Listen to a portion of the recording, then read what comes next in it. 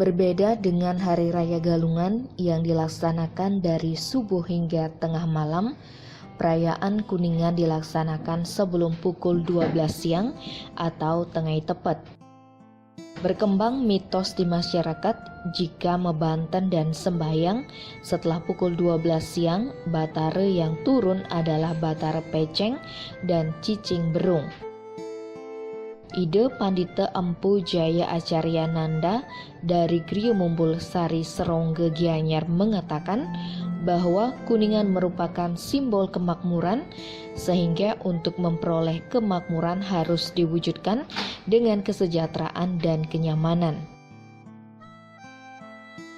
Sebenarnya kita kembali, ketika kita bicara masalah Kuningan adalah aspek kemakmuran.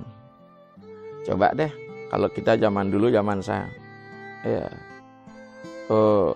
kalau kita bangun siang itu, rezeki kita sudah hilang.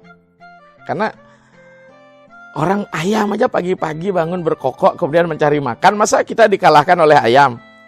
Maka dengan demikian ritual Kuningan harus dilakukan pagi-pagi. Usaha untuk mewujudkan kesejahteraan dan keamanan jangan dinomorduakan, itu maksudnya.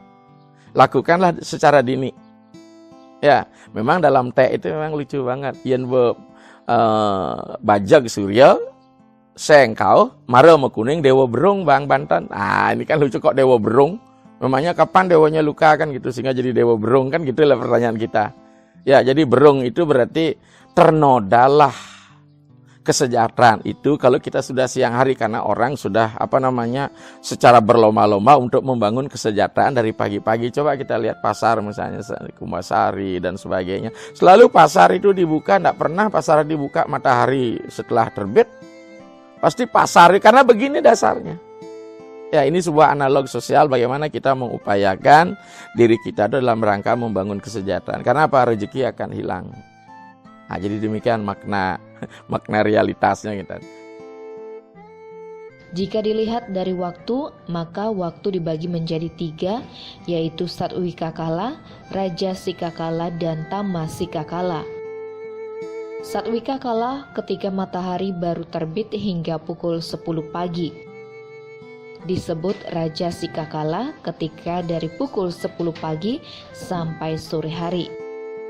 Sedangkan Tamasika Kala dari senja hari sampai dengan malam hari. Di antara ketiga waktu itu, Satwika Kala ini dari segi energi alam semesta mengandung hal-hal yang sangat positif. Jadi, jika energi ini bisa diserap pada perayaan Kuningan, akan memberi efek yang luar biasa. Tapi kalau kita lihat dari segi makna waktu ya, waktu dibagi menjadi 3. Ada Satwika Kala, ada Rajasika Kala, ada Tamasika Kala. Ya, jadi Satwika Kala dari matahari terbit merah di timur sampai jam 10.